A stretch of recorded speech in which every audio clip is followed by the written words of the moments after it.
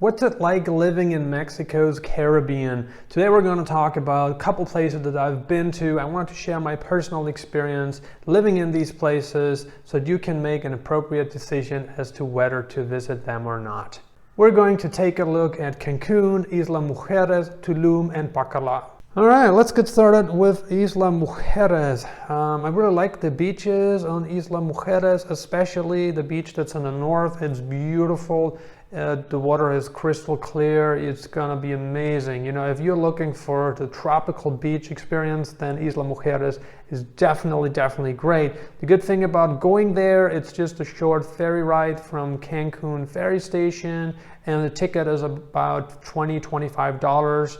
And you can go there on a day trip. You know, you can leave in the morning and you can come back in the evening, and you know, you can walk around the island. But a lot of the places that you would probably like are located in the northern part of the island. The thing about Isla Mujeres is that it's pretty crowded, and hotels at this time of the year are everything but cheap. So don't be surprised to pay as much as $300 to $400 per night for a 4-star hotel. And generally speaking, the beaches are also very crowded. You know, a lot of people come to Mexico's Caribbean during the colder months because they want to get out of the bad weather, and they go to places like Isla Mujeres, Tulum, and of course Bacalar. All right, let's talk about my favorite place, Tulum. No, I'm kidding, it's not my favorite place. Tulum is a place that's really packed with tourists. You know, it's packed with Americans, Canadians. But anyway, let's talk about the positive aspects of Tulum. It is a nice place. I had a really nice hotel there. I paid about $90 to $100 a night. And it had a whirlpool outside, had a balcony with a whirlpool. It was really nice, beautiful room. And I think the price-performance ratio made sense. I'd stay there again. It was a great experience. I really enjoyed staying there.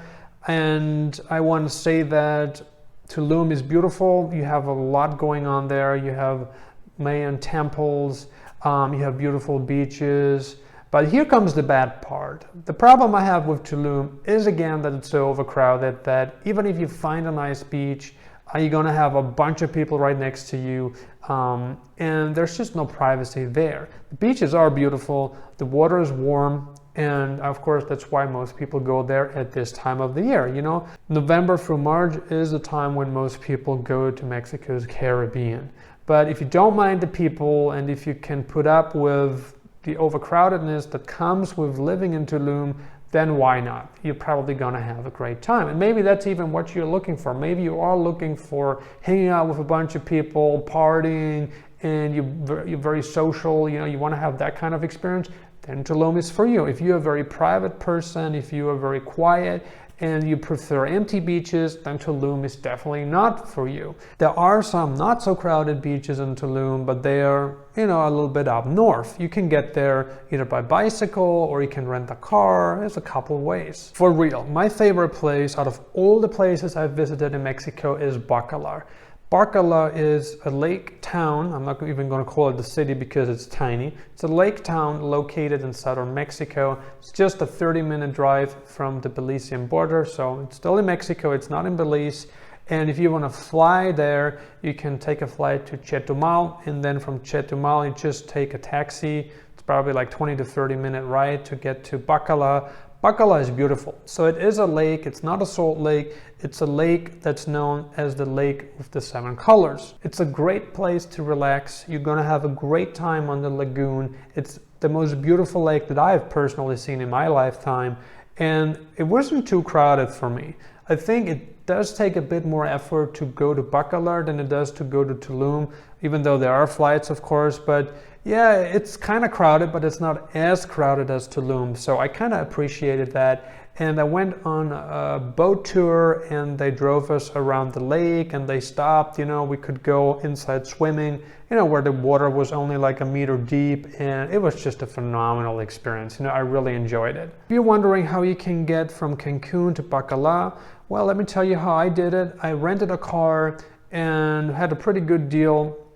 It took about 4 to 4.5 hours to go from Cancun to Bacalar. And one of the things I want to warn you is that from Tulum to Bacalar, so it takes about, I think, 2 hours to get from Cancun to Tulum, and then another 2 to 2.5 hours from Tulum to Bacalar.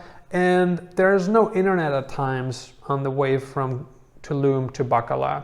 And there's no internet at times from Tulum to Bacalar. So make sure you have your Google Maps open, make sure you have the destination set before you leave Tulum. And another thing that I also want to warn you about is make sure you have enough gasoline, because I haven't really seen any gasoline stations from Tulum to Bacalar. And I learned, before we left Tulum, that the last gas station in the south, there was a huge line of cars and they were all heading south. So I figure there's either very few or no gas stations at all. And so what we did is we just refilled our tank to make sure we had enough gasoline to get there. We actually were already on the way from Tulum to Bacalar, and then we opened up the GPS and we figured our internet wasn't working, and then we're like, holy cow, what are we gonna do now? We don't even know if there's a gas station. So, we were already like out 50 minutes and then we had to drive back. All right, let's talk about living in Cancun. That's where I spend the majority of my time in Mexico's Caribbean. I used to stay at Mercado 28, which is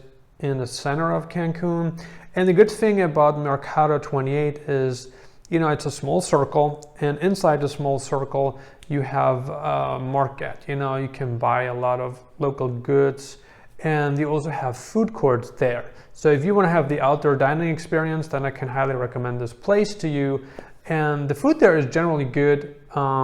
Price-wise, it's a little bit pricier than a lot of other places, but the food is good and you have a lot of variety. It's a bunch of supermarkets there too. You got Superaki, Walmart, and Soriana. A lot of people wonder about renting in Cancun, because if you look on Airbnb, the quality of apartments that you find aren't necessarily what you're looking for. You're going to have a bunch of properties that just don't have a decent standard, and a lot of people aren't happy renting them, and then they wonder, there's just nothing on the market, what do I do? And they end up going somewhere else. The thing about Cancun is that there is some places, sometimes what you can do is you can just walk around and you see people, have a note outside that they're advertising the place for rent.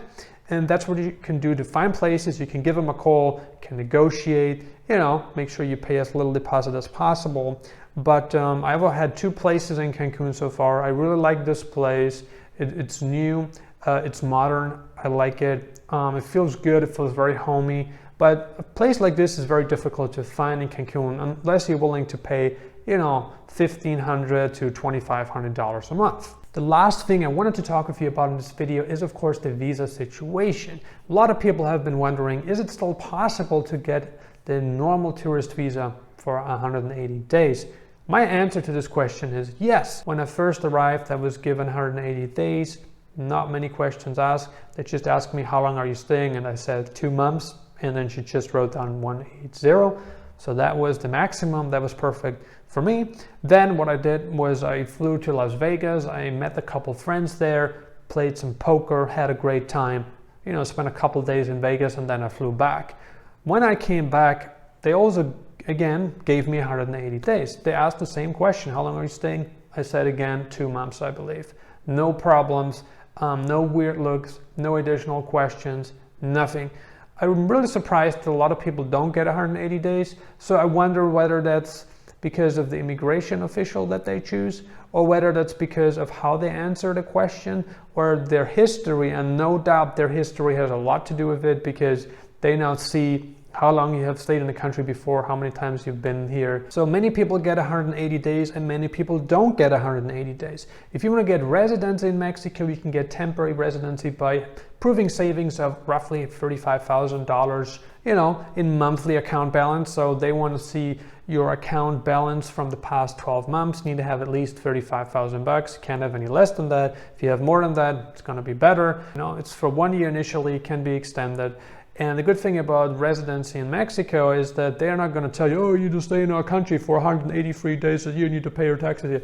No, it's nothing like that. They are very liberal, they're very flexible, they don't really care about that as much as a country like the US. They're very strict. You have to spend so and so many days in the country, or some countries in Europe are like that too. It really depends.